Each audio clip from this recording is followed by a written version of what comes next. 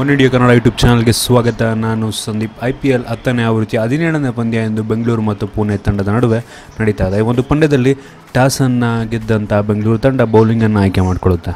ನಂತರ ಬ್ಯಾಟಿಂಗನ್ನು ಆರಂಭಿಸಿದಂಥ ಪುಣೆ ತಂಡ 161 ರನ್ಗಳನ್ನು ಬಾರಿಸಿ 8 ವಿಕೆಟನ್ನು ಕಳ್ಕೊಂಡಿರುವಂಥದ್ದು. ಇನ್ನು ಪುಣೆ ತಂಡದ ಬ್ಯಾಟಿಂಗನ್ನು ನೋಡಿದ್ರೆ ಅಜಿಂಕ್ಯ ರಹಾನೆ 30 ರನ್ನನ್ನು ಬಾರಿಸ್ತಾರೆ, ಅದು 5 4ಗಳಲ್ಲಿ. ಇನ್ನು ರಾಹುಲ್ ತ್ರಿಪಾಠಿ ಅವರು 3 4 ಮತ್ತು 1 6ಗಳ ನೆರವಿನೊಂದಿಗೆ 31 ರನ್ನನ್ನು ಬಾರಿಸ್ತಾರೆ. ಎಲ್ಲ ಒಬ್ಬ ಬ್ಯಾಟ್ಸ್ಮನ್ಗಳು ಒಂದು ರೀತಿ ಆವರೇಜ್ ಪರ್ಫಾರ್ಮೆನ್ಸನ್ನು ನೀಡಿದ್ದಾರೆ ಅಂತ ಹೇಳ್ಬೋದು.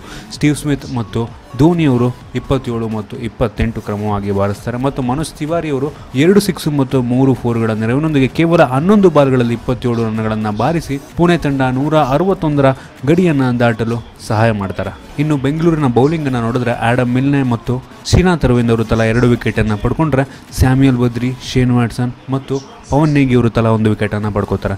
ಕಾದು ನೋಡಬೇಕಾಗಿದೆ ಈ ಒಂದು 161 ರನ್ಗಳ ಟಾರ್ಗೆಟನ್ನು ಯಾವ ರೀತಿ ಬೆಂಗಳೂರು ತಂಡ ಚೇಸ್ ಮಾಡುತ್ತೆ ಅಂತ.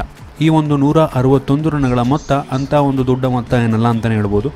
ಈ ಒಂದು T20ಯಲ್ಲಿ ಬೆಂಗಳೂರು ತಂಡಕ್ಕೆ ತುಂಬ ಈಸಿಯಾಗಿ ಚೇಸ್ ಮಾಡುವಂಥ ಮೊತ್ತ. ಆದರೂ ಬೆಂಗಳೂರಿನ ಬ್ಯಾಟ್ಸ್ಮನ್ಗಳು ಯಾವ ರೀತಿ ಪರ್ಫಾರ್ಮೆನ್ಸನ್ನು ಮಾಡ್ತಾರೆ, ಯಾವ ರೀತಿ ಒಂದು ಬ್ಯಾಟಿಂಗ್ ಪ್ರದರ್ಶನವನ್ನು ತೋರಿಸ್ತಾರೆ, ಕಾದು ನೋಡಬೇಕಾಗಿದೆ. ನಿಮಗೆ ಅನಿಸುತ್ತೆ ಎಷ್ಟು ಬೇಗ ಬೆಂಗಳೂರು ತಂಡ ಈ ಒಂದು ರನ್ನನ್ನು ಚೇಸ್ ಮಾಡುತ್ತೆ? ಇಲ್ಲದೆ ಕಾಮೆಂಟಲ್ಲಿ ತಿಳಿಸಿ. ನಿಮಗೆ ಏನಾದರೂ ವಿಡಿಯೋ ಇಷ್ಟ ಆಗಿದ್ದರೆ ಲೈಕ್ ಮಾಡಿ, ಶೇರ್ ಮಾಡಿ. ಇದೇ ರೀತಿ ನಮ್ಮ ಬೇರೆ ಬೇರೆ ವಿಡಿಯೋಗಳಿಗೆ ಒನ್ ಇಂಡಿಯಾ ಕನ್ನಡ ಯೂಟ್ಯೂಬ್ ಚಾನಲ್ಗೆ ಸಬ್ಸ್ಕ್ರೈಬ್ ಮಾಡಿ. ಧನ್ಯವಾದ.